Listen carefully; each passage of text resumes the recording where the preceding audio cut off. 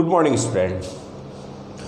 कक्षा 12 का physical chemistry का आपका सरफेस केमिस्ट्री जो टॉपिक है वो चल रहा था। उसके पहले हमने यहाँ पर 6 लेक्चर आपको सेंड किए हुए हैं। आज है 7वां लेक्चर। इसके पहले वाला जो छठा जो लेक्चर था उसके बारे में आपको बता दूं मैं, वहाँ पढ़ रहे थे हम कोलॉइड सॉल्यूशन के बारे में, और वहाँ पढ़ा था हमने क्लासिफिकेशन ऑफ कोलॉइड सिस्टम के बारे में, और वहाँ पर कई तरीके से हमने उसको क्लासीफाई किया था, जैसे कि फिजिकल स्टेज, डिप्रेशन मीडियम और डिप्रेस फेज जो होती है उसकी फिजिकल स्टेज के आधार पर किया था, पार्टिकल के चार्ज के आधार पर किया था। इसके अलावा हमने पार्टिकल जो होते हैं मैक्रो और जो आपका था एक और मल्टी मोलिकुलर, और एक वहाँ पर मेन पढ़ा था हमने उनकी एफिनिटी, है ना, डिप्रेस फेज और डिप्रेशन मीडियम के मॉलिक्यूल्स के बीच में एफिनिटी किस तरह की होती है। तो वहाँ से हमने 2 प्रकार के आपको कोलॉइड सॉल्यूशन बताए थे। एक तो था द्रव स्नेही और एक द्रव विरागी था, यानी कि लायोफिलिक और लायोफोबिक तरह के 2 प्रकार के आपको कोलॉइड सॉल्यूशन देखे थे वहाँ पे।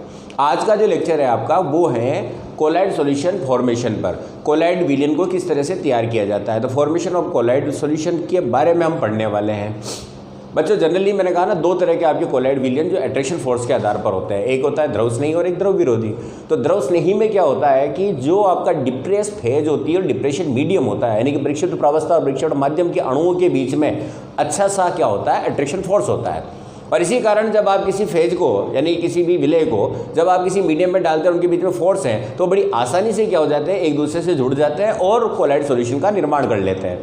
लेकिन इसके विपरीत बात करें हम द्रव विरोधी के बारे में, तो जैसे कि आप गोल्ड सोल, स्वर्ण सोल जो बनाना चाहते हैं, तो जल के स्वर्ण सोल की बात करें हम, तो उसके अंदर क्या होगा कि आपके जो सोने के जो पार्टिकल होंगे या मोलिक्यूल जो होंगे वो बड़ी आसानी से जल के साथ क्या करते हैं, एफिनिटी महसूस नहीं करेंगे, तो उनका आपस में मिलकर सोल बनाना बड़ा कठिन होता है। तो बच्चों यहाँ पर क्या है कि 2 प्रकार के आपके जो कोलॉइड सॉल्यूशन है उसमें द्रव स्नेही की बात करें तो द्रव स्नेही के लिए किसी भी विशेष मेथड की जरूरत नहीं होती। जैसे गोंद का सॉल्यूशन बनाना, जिलिटिन का बनाना, स्टार्च का बनाना, सेलुलोज का सॉल्यूशन आपको तैयार करना कोलॉइड सोल, तो इनको क्या किया जाता है, दोनों को मिला दिया जाता है, आसानी से आपका सोल तैयार हो जाता है। लेकिन जो द्रव विरोधी हैं, जैसे आपके नॉन मेटल के सोल तैयार करने हैं, मेटलिक सोल तैयार करने होते हैं, तो इन सोल के लिए आपको विशेष प्रकार के मेथड्स यूज करने पड़ते हैं। तो आज जो ये आपका लेक्चर है उन्हीं के फॉर्मेशन के बारे में है। तो जनरली द्रव स्नेही के लिए हम किसी मेथड की स्टडी नहीं करेंगे, लेकिन द्रव विरोधी के लिए कौन कौन सी विधियां या मेथड काम में लिए जाते हैं आज हम उसको हम डिटेल से देखने वाले हैं। तो द्रव विरोधी के लिए 2 प्रकार की विधियां काम में ली जाती है, जैसा कि मैंने यहाँ लिखा है, एक कंडेंसेशन मेथड होता है, संघनन विधि होती है, और दूसरा जो होता है परिक्षेपण या डिप्रेशन मेथड होता है। अब इन दोनों में डिफरेंस क्या है ये समझें बच्चों। मैंने पार्टिकल 3 तरह के बताया। जब हमने फर्स्ट कोलॉइड का लेक्चर पढ़ा था कोलॉइड सॉल्यूशन के बारे में, तो वहाँ पर देखा था एक तो क्रिस्टलॉइड होते हैं, एक कोलॉइड होते हैं, और एक आपके सस्पेंशन होता है।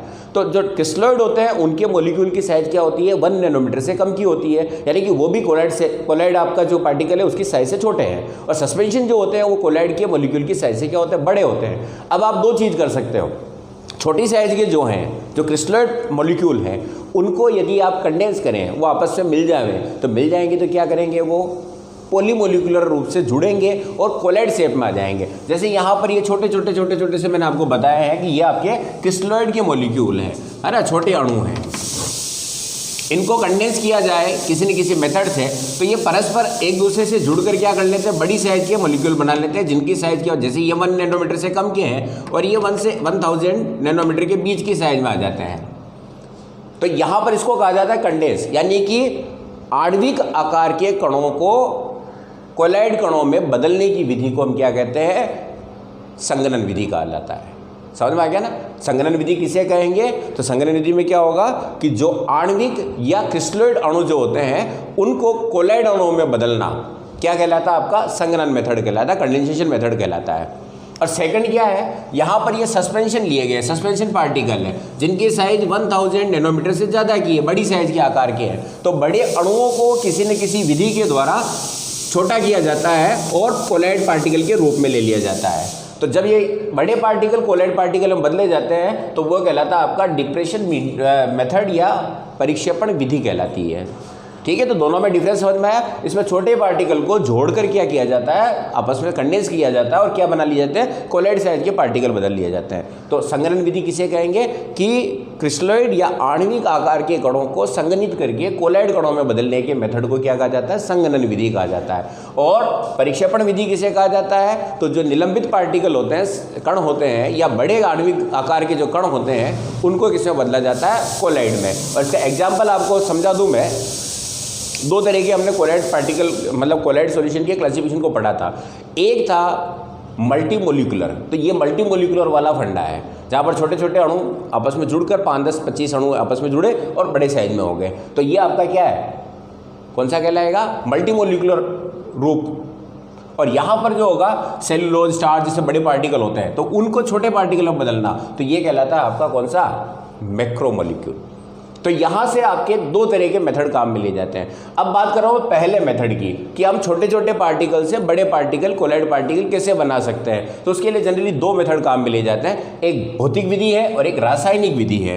रासायनिक विधि का मतलब केमिकल मेथड है रिएक्शन द्वारा, और दूसरा क्या है, एक क्या आपका फिजिकल मेथड है। तो फिजिकल और केमिकल, यानी कि फिजिकल चेंज करके और केमिकल चेंज करके। अब फिजिकल विधियों में हम जनरली 3 विधियाँ मैंने यहाँ पर लिखी है। एक है सॉल्वेंट एक्सचेंज, विलायक विनिमय, एक सुपर कूलिंग है, अति शीतलन, और एक वेपर फेज में कंडेंसेशन है, वेपर का कंडेंसेशन है। 3 विधियां हैं, आसानी समझें इसको। विलायक विनिमय का मतलब क्या होता है कि आप किसी भी सॉल्यूशन जो कि क्रिस्टलाइज सॉल्यूशन है उसमें किसी ऐसे सॉल्वेंट को मिलाते हैं जिसमें उसमें जो घुला हुआ विलय है वो अल्प विलय हो, कम विलय हो। तो फिर जब आप उसको मिलाएंगे तो आपको उसका कोलॉइड विलयन प्राप्त हो जाता है, वो छोटे छोटे पार्टिकल कंडेंस हो जाते हैं। जैसे कि सल्फर का अल्कोहल में सॉल्यूशन है ना बच्चों, ये क्या है, सल्फर है और इसका किस में सॉल्यूशन है, अल्कोहल में सॉल्यूशन है। ये वास्तविक विलयन है, यहाँ पर कोलॉइड कण नहीं है। लेकिन जब इसमें H2O को मिक्स किया जाता है, पानी मिला दिया जाता है, सल्फर प्लस अल्कोहल के सॉल्यूशन में क्या मिला है हमने, पानी, तो इसकी जो सोल्युबिलिटी है वो कम होती है सल्फर की, किस में, अल्कोहल में। तो कम होने के कारण ये पुंज बना लेते हैं और सल्फर का आपका जलीय कोलॉइड विलयन प्राप्त हो जाता है, यानी कि सल्फर का हाइड्रोसोल मिल जाता है आपको। तो ये आपका विलायक विनिमय है कि जब आप किसी भी सॉल्यूशन के अंदर जो वास्तविक विलयन है उसमें ऐसे विलायक को मिलाया जाए जो कि उसमें जो विलय है वह उसमें अल्प विलय हो मिलाए जाने वाले में, तो वो जैसे ही मिलाओगे तो आपको कोलॉइड ये मिल जाएंगे। सेकंड है आपका सुपर कूलिंग, कि यदि आप किसी वास्तविक विलयन को, क्या वास्तविक विलयन का मतलब समझ गए, छोटे छोटे पार्टिकल है, उसको इतना कूल किया जाता है, बहुत ज़्यादा ठंडा किया जाता है, तो वहाँ पर आपको ठंडा करने पर जो उसमें विलय है वो कण क्या हो जाते हैं, आपके बड़े आकार में बदल जाते हैं, कंडेंस हो जाते हैं। एग्जाम्पल के लिए वाटर और क्लोरोफॉर्म का सॉल्यूशन है, ये वास्तविक विलयन है। जब आप इसको सुपर कूल करते हैं तो सुपर कूल करने पर H2O के मॉलिक्यूल क्या होते हैं, छोटे छोटे बर्फ के पार्टिकल में बदल जाते हैं, आइस में बदल जाते हैं। और फिर आपको क्लोरोफॉर्म के अंदर आइस का क्या मिलेगा, आपको कोलॉइड विलयन मिलेगा, यानी कि आइस के पार्टिकल किस में चले जाएंगे, आपके बर्फ जल के पार्टिकल आइस रूप ले लेंगे और कोलॉइड पार्टिकल में चले जाएंगे। तो क्लोरोफॉर्म के अंदर आइस के पार्टिकल मौजूद रहेंगे तो वह आइस का क्या मिलेगा, आपको कोलॉइड सॉल्यूशन मिल जाता है। ठीक है, नेक्स्ट जो है वेपर फेज में कंडेंसेशन। कुछ धातुएं होती है उनके लिए इस विधि का प्रयोग किया जाता है, और धातुएं कौन सी, जिनका कि बॉइलिंग पॉइंट जो है, बॉइलिंग पॉइंट क्या होना चाहिए, कम होना चाहिए, क्वथनांक कम हो, जैसे ZnHg। तो पहले इनको गर्म किया जाता है, फिर ये वेपर फेज में आती है, वेपर फेज आने पर उनमें उपयुक्त किसी सॉल्वेंट का चयन किया जाता है और विलायक को मिला दिया जाता है। तो जैसे उस वेपर को विलायक में मिलाया जाएगा तो उस वेपर कंडेंस होगी और उसका क्या मिलेगा, आपको कोलॉइड सॉल्यूशन मिल जाता है। जैसे Zn का कोलॉइडीसोल तैयार करना होता है तो Zn को हम क्या करते हैं, बॉइलिंग पॉइंट पर वेपराइज करते हैं, फिर उसके अंदर उपयुक्त सॉल्वेंट मिलाया जाता है और सॉल्वेंट मिलाकर जैसे ही मिलाओगे तो Zn के पार्टिकल बड़े पार्टिकल में कंडेंस हो जाते हैं और कोलॉइड सॉल्यूशन प्राप्त हो जाता है। तो 3 मेथड आपके कौन से, ये फिजिकल मेथड है, यहाँ पर हमने कोई केमिकल चेंज नहीं किया है। पहले में विलायक को बदला है, दूसरे में उनको सुपर कूल किया है और तीसरे में क्या किया, वेपर को वापस किसी सॉल्वेंट के साथ कंडेंस किया है। ओके, अब ये तो हो गया आपका फिजिकल मेथड। अब बात करते हैं हम केमिकल मेथड की, जहां पर किसी रासायनिक पदार्थ के साथ उसकी क्रिया करवाई जाती है और सोल तैयार किया जाता है। इसमें पहला है आपका डबल डीकम्पोजिशन। डबल डीकम्पोजिशन, उभय अपघटन। सामान्यतः इसका प्रयोग हम सल्फर सोल के लिए करते हैं। जैसे कि आपने उसका ऑक्साइड लिया आर्सेनिक ऑक्साइड और इसके साथ इसकी अभिक्रिया करवाई H2S की, तो जैसे ही कराएंगे तो एक दूसरे का क्या करेंगे, डिकम्पोज करेंगे। तो आर्सेनिक सल्फर के साथ क्रिया करके क्या बना लेगा आपका आर्सेनिक सल्फाइड और उसके साथ क्या मिलेगा H2O। तो ये आपका सल्फाइड सोल तैयार हो गया, धात्विक सल्फाइड। सल्फाइड सोल का मतलब क्या है, मेटेलिक सल्फाइड है, तो मेटेलिक सल्फाइड सोल तैयार हो जाता है, आर्सेनिक सल्फाइड। ठीक है, इस तरह से कोई और भी लिया जा सकता है। CD वगैरह ले लिया आपने, CDO लिया प्लस H2S के साथ क्रिया करवाई, तो CDS का आपको क्या मिलेगा, कैडमियम सल्फाइड का कोलाइड सॉल्यूशन प्राप्त हो जाता है। सेकंड है हाइड्रोलिसिस, जल अपघटन द्वारा। ये जनरली मेटेलिक ऑक्साइड और हाइड्रोक्साइड सोल तैयार करने के लिए, यानी कि ऑक्साइड और हाइड्रोक्साइड, धात्विक हाइड्रोक्साइड और धात्विक ऑक्साइड का कोलाइडी सोल तैयार करने के लिए काम में लिया जाता है। जैसे FeCl3 फेरिक क्लोराइड, इसकी H2O से क्रिया करने पर फेरिक हाइड्रोक्साइड का आपको क्या मिलेगा, कोलाइडी सोल मिलेगा। फेरिक हाइड्रोक्साइड होगा और इसके चारों तरफ क्या होगा, Fe जमा हो जाता है, तो यहाँ पर आपको इसका कोलाइडी विलयन प्राप्त हो जाता है। ठीक, और प्लस क्या मिलेगा आपको, HCl मिल जाएगा। तो FeOS3 यानी कि फेरिक हाइड्रोक्साइड का कोलाइडी सोल इस तरह से जल अपघटन के द्वारा किया जाता है। एक है आपका ऑक्सीडेशन मेथड, ये आपको अधातुओं के लिए काम में लिया जाता है। जैसे सल्फर का आपको केवल सल्फर का सोल बनाना है, तो सल्फर डाइऑक्साइड प्लस H2S के साथ क्रिया की, तो यहाँ पर सल्फर H2S से क्रिया की और किस में बदल गया, सल्फर में। ओके, तो यहाँ पर क्या हुआ, ये सल्फर आपका -2 से किस में चला गया, 0 में ऑक्सीकरण हुआ है। इसी तरह से यहाँ पर सल्फर यहाँ से रिलीज हुआ है और यहाँ पर सल्फर, तो ये सल्फर के सोल तैयार हो जाते हैं ऑक्सीकरण द्वारा। और लास्ट जो आपका है रिडक्शन मेथड, रिडक्शन मेथड में क्या होता है, जैसे आपके जो अक्रिय प्रकार की धातुएं होती हैं उनका सोल तैयार करना है। तो जैसे कि यहाँ पर है ना, सोने का क्लोराइड है, औरस क्लोराइड, तो ऑरिक क्लोराइड की अभिक्रिया हाइड्रोजन से करवाई, N2H4 NH2.NH2, यानी कि हाइड्रोजन से करवाने पर इसने Au का क्या किया है, अपचयन किया, +3 से 0 में आ गया, तो Au का अपचयन किया है और यहाँ पर आपको गोल्ड सोल प्राप्त हो जाता है। तो जनरली आपकी कितनी में, ये तो केवल कौन सी है, छोटे पार्टिकल को बड़े में बदलना, विलायक विनिमय, अतिशीतलन, वाष्प अवस्था में संघनन, फिर आपका डबल डिकम्पोजिशन है, फिर हाइड्रोलिसिस है, ऑक्सीडेशन और रिडक्शन है। ओके, ये आपकी संघनन विधियां हैं। अब हम बात करते हैं सेकंड विधि जो है परिक्षेपण विधियों की बात करते हैं, जहां पर बड़े पार्टिकल को हम किसमें बदलने वाले हैं, कोलाइड पार्टिकल में। ओके, तो सबसे पहले आप इसका स्क्रीनशॉट ले लें और इसके नोट्स बना लेना, छोटी छोटी चीज़ें लिख लेना। जैसे संघनन विधि की डेफिनेशन आपको लिखनी है, तो संघनन विधि में क्या होगा आपका कि छोटे आणविक आकार के कणों को संघनित करके कोलाइड कणों में बदलने की विधि को क्या कहा जाता है, संघनन विधि। और परिक्षेपण विधि किसे कहेंगे, तो बड़े आकार के कणों को कोलाइड कणों के आकार में बदलने की विधि को क्या कहते हैं हम, परिक्षेपण विधि कहलाती है। फिर आपका विलायक विनिमय, ये आपकी विधियाँ हैं और कहाँ पर काम में ली जा रही है, उनके एग्जाम्पल्स हैं। ठीक है, आप इसका स्क्रीनशॉट ले लें। अब सेकंड जो वाली विधियाँ हैं, पहली वाली विधि जो आपकी थी वो कंडेंसेशन मेथड था। अब यहाँ पर आपका परिक्षेपण विधि या डिप्रेशन मेथड क्या होता है, तो डिस्प्रेशन मेथड में क्या होता है आपका, डिस्प्रेशन में बड़े आणविक आकार के जो कण होते हैं, सस्पेंडेड जो कण होते हैं, सस्पेंशन जिसको कहते हैं अपन, 1000 नैनोमीटर से, ठीक है ना, बड़े पार्टिकल, ये बड़े पार्टिकल है, इनको किसी न किसी मेथड के द्वारा आकार छोटा किया जाता है और कोलाइडी पार्टिकल के आकार में लाया जाता है। तो परिक्षेपण विधि क्या कहलाएगी आपकी, कि वह विधि जिसमें बड़े आकार के कणों को कोलाइडी कणों में बदला जाए, वह विधि क्या कहलाती है आपकी परिक्षेपण विधि। जनरली इसकी 3 मेथड काम में ले जाते हैं। एक मैकेनिकल है, मैकेनिकल डिस्प्रेशन, दूसरा आपका इलेक्ट्रिकल डिस्प्रेशन है और फिर आपका पेप्टीकरण है, पेप्टीजेशन।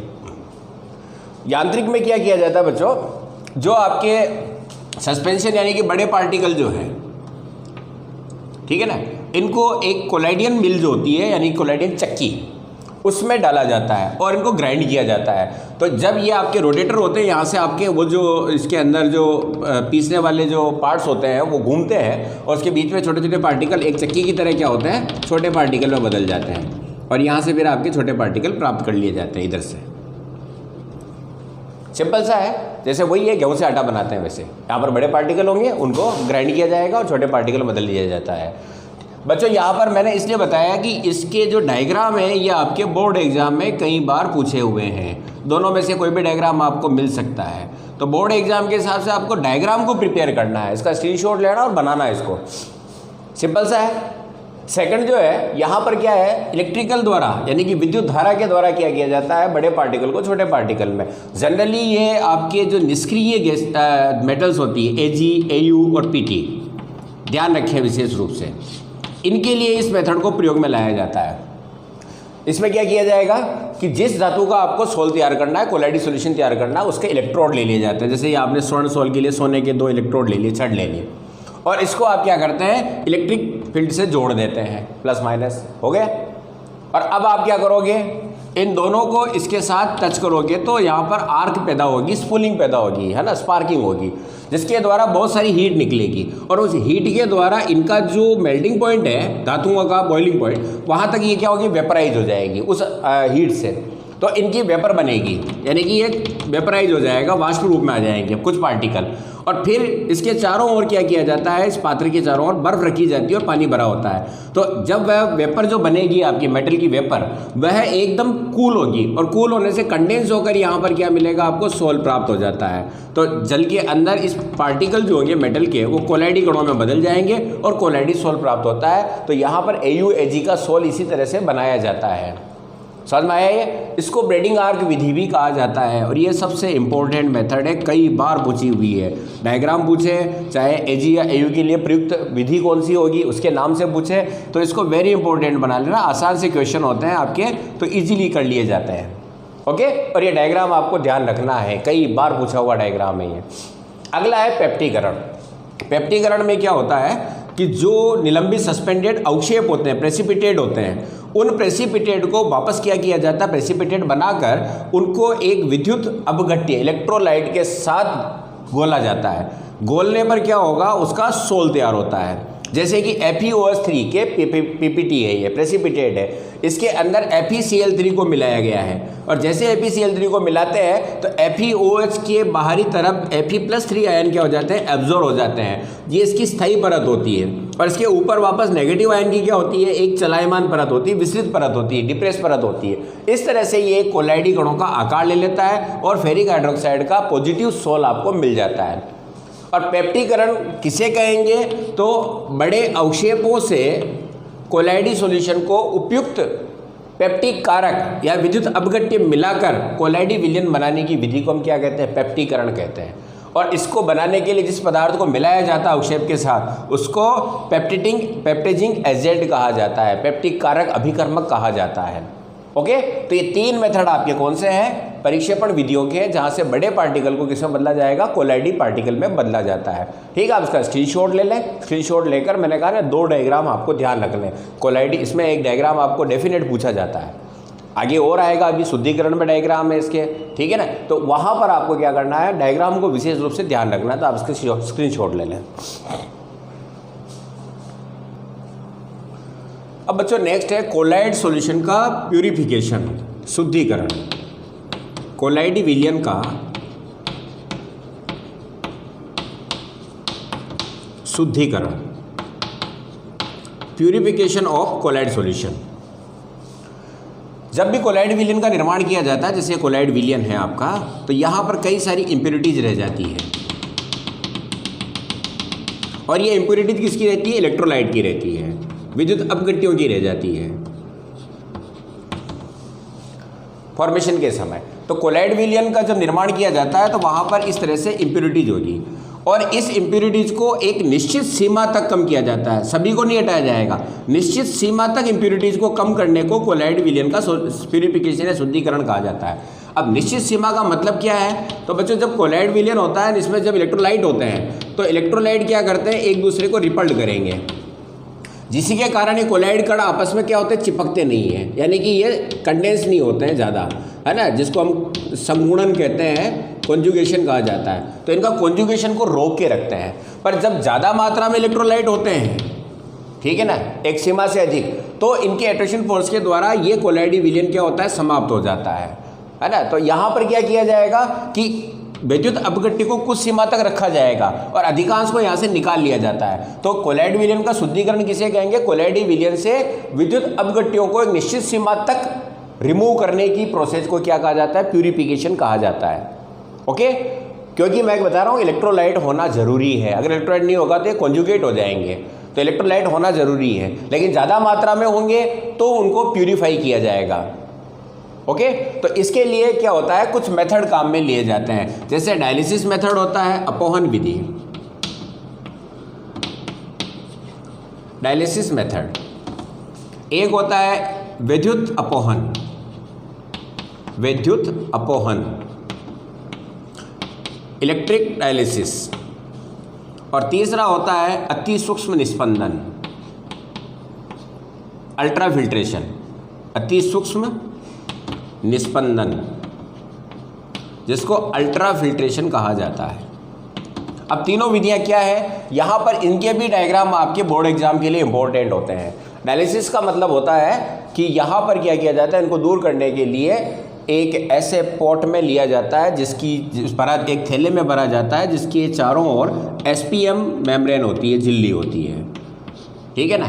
पार्चमेंट में लेटर उसको पेपर भी कहा जाता है। इसके अलावा सेलोफेन की होती है, या आपकी जांतव झिल्ली यानी कि एनिमल मेम्ब्रेन का एक थैला होता है चमड़े का, और इसके अंदर कोलॉइड विलेन को भर लिया जाता है और लगातार पानी प्रवाहित किया जाता है। तो जल के साथ क्या होगा, वो जो छोटे छोटे पार्टिकल होंगे इलेक्ट्रोलाइट के, वो निकलकर थैले से बाहर आ जाते हैं, लेकिन कोलॉइड कण इसमें से नहीं निकल पाते। हमने पढ़ा है कि कोलॉइड पार्टिकल को किससे फिल्टर किया जा सकता है, एनिमल मेम्ब्रेन के द्वारा। तो छोटे पार्टिकल तो इससे निकल जाते हैं, सूक्ष्म छिद्र होते हैं, लेकिन यहाँ से कोलॉइड कण नहीं निकल पाते हैं, तो छोटे पार्टिकल बहकर बाहर निकल जाते हैं। तो मैं इसको डीपली समझाने वाला हूँ। ओके, तो 3 विधियाँ हैं आपकी, मिटा दूँ।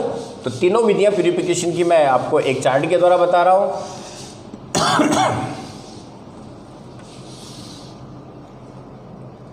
पहला जो है आपका अपोहन विधि, डायलिसिस। फिर आपकी है सेकंड है विद्युत अपोहन,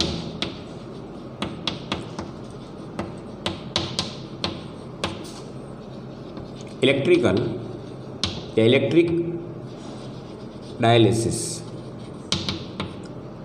और तीसरा है अल्ट्राफिल्ट्रेशन, अति सूक्ष्म निस्पंदन। अब इसमें क्या है, तो इसमें आपको सबसे पहले तो एक डायग्राम तैयार करना है। ये आपका एक पॉट लिया जाएगा, यहाँ से पानी आपका लगातार प्रवाहित किया जाता है, H2O, ठीक है। और यहाँ पर एक थैला लगा दिया जाएगा जो किसका बना होगा, SPM का, अर्धपारगम्य झिल्ली का। ये आपका एक थैला हो जाएगा जिसको इसके बीच में क्या किया जाता है, लटका दिया जाता है। ओके, और ये आपकी क्या है,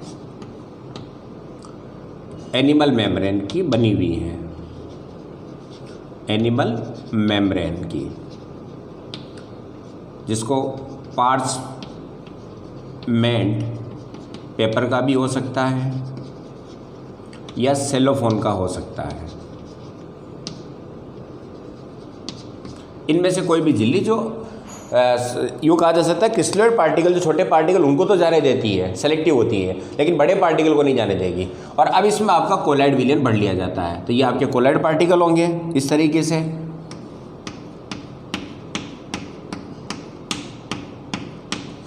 और यहाँ पर आपके दूसरे जो होंगे इलेक्ट्रोलाइट पार्टिकल होंगे छोटे छोटे। अब इसमें लगातार जब पानी बहेगा तो इसमें से कोलॉइड पार्टिकल इस झिल्ली में से नहीं निकल पाएंगे, क्योंकि ये मैंने आपको बताया था पहले भी, ध्यान है, एनिमल मेम्ब्रेन से कोलॉइड पार्टिकल नहीं गुजर पाते हैं, क्योंकि एनिमल मेम्ब्रेन के छिद्र छोटे होते हैं, कोलॉइड पार्टिकल की साइज बड़ी होती है। लेकिन इलेक्ट्रोलाइट जो होते हैं वो निकल कर इधर से बाहर आ जाते हैं, और लगातार इसमें से इलेक्ट्रोलाइट क्या होंगे, बाहर आ जाएंगे और पानी के साथ बह जाते हैं। ये आपका अपोहन या डायलिसिस विधि है। पर यह प्रोसेस थोड़ा धीमा होता है, तो इसको फास्ट करने के लिए क्या किया जाता है, इलेक्ट्रिक डायलिसिस किया जाता है। उसमें सेम यही प्रोसेस होता है। ये आपका एक थैला होगा, वही मेम्ब्रेन का बना हुआ, एनिमल मेम्ब्रेन का, और यहाँ पर क्या कर लिया जाता है, इलेक्ट्रोलाइट लगा दिए जाते हैं। ओके, और वही आपका पानी भरा होगा यहाँ पर, जो रिमूव होता जाएगा H2O, और इसके अंदर आपके क्या होंगे, वही बड़े पार्टिकल कोलॉइड के होंगे, और छोटे पार्टिकल किसके होंगे, इलेक्ट्रोलाइट के होंगे। और जब इलेक्ट्रोलाइट पर चार्ज होता है प्लस और माइनस, तो ये ऑटोमेटिक क्या करेंगे, तुरंत इस थैले से निकल कर किधर चले जाता है, अपोजिट चार्ज की ओर, और ये प्रोसेस जो डायलिसिस का होता है वो फास्ट हो जाता है। तो ये आपका विद्युत अपवहन होगा। ठीक है, इसको आप पूरी तरह से नामांकित कर दें, colloid solution plus electrolyte. Okay, और यहाँ पर सेम वही रहेगा, ये आपका वाटर होगा H2O, ये आपका कोलाइड सॉल्यूशन प्लस इसमें क्या होंगे, इलेक्ट्रोलाइट मिले होंगे, और ये आपके इलेक्ट्रोड होंगे, और इसमें से आपके इलेक्ट्रोलाइट बाहर इलेक्ट्रोड पर जमा हो जाता है और प्रोसेस फास्ट हो जाता है। ये विद्युत अपवहन। अब अल्ट्राफिल्ट्रेशन क्या होता है, तो बच्चों यहाँ पर एक विशेष प्रकार का फिल्टर पेपर काम में लिया जाता है। आपको पता है कि फिल्टर पेपर के जो छिद्र होते हैं वो बड़े होते हैं, वहाँ से कोलाइड कण भी निकल जाते हैं और इलेक्ट्रोलाइट भी निकल जाते हैं। लेकिन अगर उस फिल्टर पेपर को क्या किया जाता है, अल्कोहल या ईथर, इसमें 4% नाइट्रो सेल्यूलोज, 4% नाइट्रोसेल्यूलोज का अल्कोहल ईथर का विलयन लिया जाएगा, और इसमें उस फिल्टर पेपर को क्या किया जाता है, डिप कर दिया जाता है, भिगो दिया जाएगा। ठीक है ना, और भिगोने के बाद इस फिल्टर पेपर पर किसको काम में लिया जाता है, फॉर्मेल्डिहाइड को। इसको वापस फॉर्मेल्डिहाइड से ट्रीट किया जाता है, जिससे फिल्टर पेपर वापस क्या हो जाता है, कड़क हो जाता है, टाइट हो जाता है। ठीक है ना, ये लचीला होगा, डुबोने के बाद नम हो जाएगा। अब ये आपका फिल्टर पेपर टाइट होगा। इससे होता क्या है कि फिल्टर पेपर के छिद्र जो होते हैं वो काफ़ी बड़े होते हैं, जैसे ये, और जब आप इसमें डुबोगे तो इस फिल्टर पेपर के छिद्र जो होते हैं वो छोटे हो जाते हैं, यानी कि ये SPM की तरह काम कर लेता है, अब है ना, एनिमल मेम्ब्रेन की तरह। तो ये छिद्र क्या हो जाते हैं, आपके छोटी साइज के हो जाते हैं। तो इनमें से तो कोलाइड पार्टिकल और इलेक्ट्रोलाइट दोनों निकल जाते हैं, लेकिन इनमें से अब क्या होगा, केवल इलेक्ट्रोलाइट निकल पाएंगे, कोलाइड पार्टिकल इस पेपर से नहीं निकल पाएंगे। तो इसको कोलाइडियन फिल्टर पेपर कहा जाता है। तो कोलाइडियन फिल्टर पेपर किससे तैयार किया जाता है, अल्कोहल ईथर प्लस 4% नाइट्रोसेल्यूलोज के सॉल्यूशन में फिल्टर पेपर को डुबोकर फिर फॉर्मेल्डिहाइड के साथ उसको क्या किया जाएगा, ट्रीट किया जाएगा। तो फॉर्मेल्डिहाइड से भिगोने पर क्या होता है, वह आपका फिल्टर पेपर तैयार हो जाता है, जिसको कि कोलाइडियन फिल्टर पेपर कहा जाता है। और इस फिल्टर पेपर की सहायता से क्या करते हैं हम, ये फिल्टर पेपर यहाँ लगा दिया जाएगा, और अब आपका क्या किया जाएगा, जो इम्प्योरिटीज वाला कोलाइड सॉल्यूशन है वो इसमें डाला जाएगा। तो इलेक्ट्रोलाइट तो निकल कर यहाँ आ जाएंगे और कोलाइड पार्टिकल यहाँ बच जाते हैं। ठीक है, ये आपका अल्ट्रा फिल्ट्रेशन होगा। तो 3 चीज़ें ध्यान रखें, 2 का तो डायग्राम आपको तैयार करना है, और यहाँ पर अल्ट्रा फिल्टर पेपर किस तरह से तैयार किया जाता है। तो अल्कोहल ईथर के 4% नाइट्रोसेल्यूलोज के सॉल्यूशन में सामान्य फिल्टर पेपर को डुबोकर फॉर्मेल्डिहाइड के द्वारा ट्रीट करने पर आपका अल्ट्रा फिल्टर पेपर होता है। इस फिल्टर पेपर से आप जब फिल्टर करते हैं तो आपके कोलाइड की इम्प्योरिटीज निकल जाती है। ओके, चलो इसका डायग्राम बना लो, स्क्रीनशॉट लो। तो बच्चों ये आज का जो लेक्चर था वो था कोलाइड के विलयन को तैयार करने के मेथड कौन कौन से होते हैं। 2 मेथड जो आपको बताया, कंडेंस मेथड और दूसरा क्या था आपका डिस्पेशन मेथड। इन दोनों मेथड में कौन कौन सी चीज़ें यूज की जाती है उसके बारे में पढ़ा। इसके अलावा इसको प्योर करना यानी कि शुद्धिकरण के बारे में पढ़ा, इलेक्ट्रोलाइट को रिमूव करना। कंप्लीट समझ में आ गया होगा, डायग्राम जरूर आप इसके तैयार करें। अब नेक्स्ट जो लेक्चर होगा वो होगा कोलाइड सॉल्यूशन के या कोलाइड के प्रॉपर्टी के बारे में, जो सबसे इंपॉर्टेंट है, जहाँ पर ब्राउन इफेक्ट, टिंडल प्रभाव और हम इसके इलेक्ट्रिक प्रॉपर्टी को पढ़ने वाले हैं। ठीक है ना, विद्युत कण संचलन के बारे में हम पढ़ेंगे, जो काफ़ी इंपॉर्टेंट होगा। ठीक है बच्चों, तब तक के लिए धन्यवाद। आप यहाँ तक कंप्लीट करें इसको।